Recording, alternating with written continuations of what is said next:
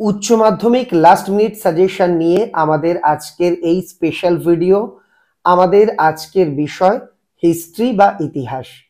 আজকের এই ভিডিওতে সম্রাট এক্সক্লুসিভ টিমের সঙ্গে যুক্ত একাধিক ইতিহাস বিষয়ক সাবজেক্ট এক্সপার্টেরা তোমাদের জন্য নমুনা প্রশ্নপত্র, বিগত সালের প্রশ্নপত্র, টেস্ট পেপার, তোমাদের সিলেবাস, প্রশ্নের ট্রেন্ড সবকিছুকে চুলচেরা বিশ্লেষণ করে হাজির করেছেন এই সাজেশনটি। কাজেই উৎকৃষ্ট এই সাজেশন দেখতে সম্পূর্ণ ভিডিওটা একটু স্কিপ না করে দেখো।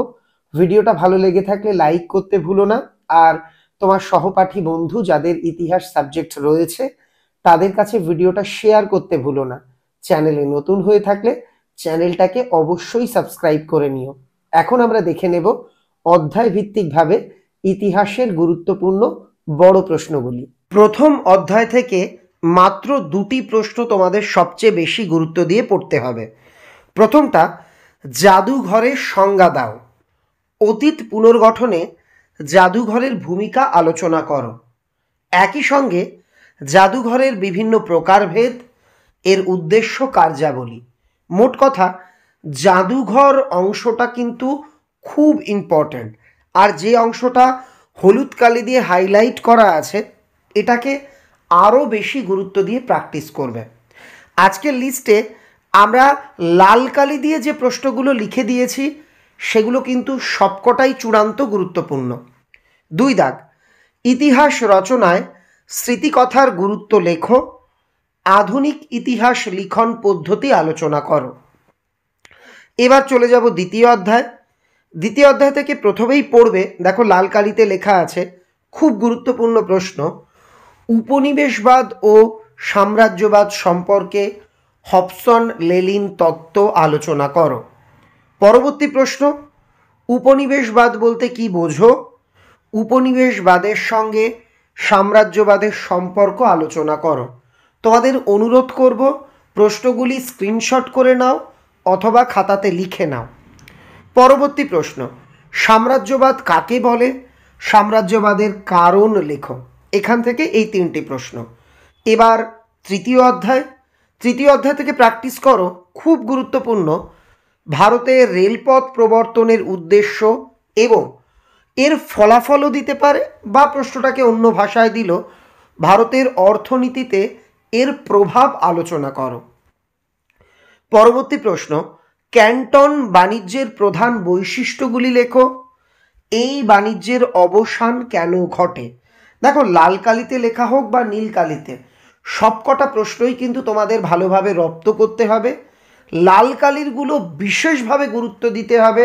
3 দাগ, ব্রিটিশ ইস্ট ইন্ডিয়া কোম্পানির আমলে ভারতের ভূমি রাজস্ব ব্যবস্থা সম্পর্কে সংক্ষিপ্ত বর্ণনা দাও। চিরস্থায়ী বন্দোবস্তের শর্ত ও ভারতীয় অর্থনীতিতে এর প্রভাব আলোচনা করো। এবার চতুর্থ অধ্যায়। এখান থেকে প্রথম প্রশ্নটা কিন্তু খুব গুরুত্বপূর্ণ, তোমরা দেখবে টেস্ট পেপারের অনেক সেটেও রয়েছে। ব্রিটিশ শাসনকালে ভারতের আদিবাসী ও দলিত সম্প্রদায়ের আন্দোলনের বিবরণ দাও। আলিগড় আন্দোলনের সংক্ষিপ্ত পরিচয় বা বিবরণ দাও। শিক্ষা সমাজ সংস্কারে পণ্ডিত ঈশ্বরচন্দ্র বিদ্যাসাগরের অবদান লেখো।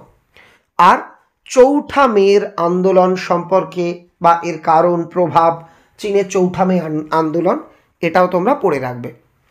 এবার পঞ্চম অধ্যায়। 1919 সালের ভারত শাসন আইনের বৈশিষ্ট্য, শর্তাবলী, ত্রুটি আলোচনা করো।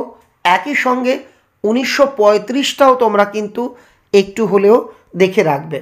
পরবর্তী প্রশ্ন, রাওলাট আইনের উদ্দেশ্য কী ছিল? গান্ধীজি কেন এর বিরোধিতা করেন? এটাও যথারীতি গুরুত্বপূর্ণ।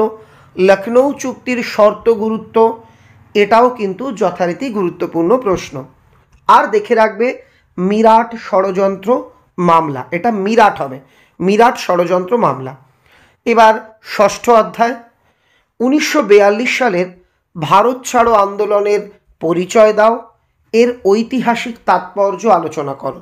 আর তোমরা আমাকে কমেন্টে লিখে জানাও যে প্রশ্নগুলো এখনো পর্যন্ত দেখলে, প্রায় অর্ধেকের বেশি প্রশ্ন তোমাদের দেখা হয়ে গেছে, এর মধ্যে কতগুলো তোমার রেডি আছে।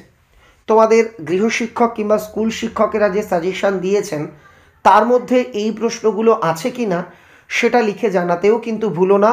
আর অবশ্যই লাইক করে দিও, ভিডিওটাকে তোমার অন্য বন্ধুদের কাছে শেয়ারও করে দিও। হো চি মিনের নেতৃত্বে ভিয়েতনামের মুক্তি সংগ্রামের পরিচয় দাও। 1914 সালের নৌ বিদ্রোহের কারণ তাৎপর্য আলোচনা করো। এবার সপ্তম অধ্যায়, জোট নিরপেক্ষ নীতি কি, এই আন্দোলনের উদ্দেশ্য লেখো। ট্রুম্যান নীতি ও মার্শাল পরিকল্পনা আলোচনা করো। আর 1950 সালের আন্তর্জাতিক রাজনীতিতে কমিউনিস্ট চীনের প্রভাব আলোচনা করো। আর পড়বে ঠান্ডা লড়াই বলতে কি বোঝো, এর তাত্ত্বিক ভিত্তি আলোচনা করো।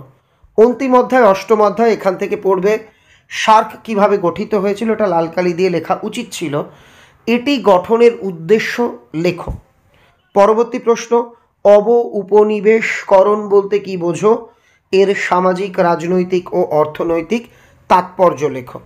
স্বাধীন ভারতের প্রথম 3টি পঞ্চবার্ষিকী পরিকল্পনার লক্ষ্য ও গুরুত্ব লেখো। এই ছিল সম্পূর্ণ সাজেশন। আশা করব এই প্রশ্নগুলি তোমাদের সবকটা রেডি করা আছে। সত্যিই রেডি আছে তো? আমাকে কমেন্টে লিখে জানিও। আর একটা বিষয় তোমাদের বলতেই হচ্ছে, তা হলো দেখো, সাজেশন শেষ কথা বলে না। সাজেশন মানে পরামর্শ, সাজেশন মানে ট্রেন্ড। আমরা সবচেয়ে গুরুত্বপূর্ণ প্রশ্নগুলিকেই তোমাদের জন্য বাছাই করে এই ভিডিও মারফত তুলে ধরেছি। কিন্তু তোমাদের কাছে অনুরোধ, তোমরা তোমাদের পাঠ্য বইটাকে ভালো করে অনুশীলন করো। একই সঙ্গে এই প্রশ্নগুলির পাশাপাশি এগুলো বাদেও তোমার গৃহশিক্ষক, স্কুল শিক্ষকেরা যদি অন্য কোনো প্রশ্ন প্র্যাকটিস করতে বলে থাকেন, সেগুলিকেও প্র্যাকটিস করো। সবার সাফল্য কামনা করি। আজকের ভিডিও এখানেই শেষ করলাম। দেখা হচ্ছে পরবর্তী ভিডিওতে।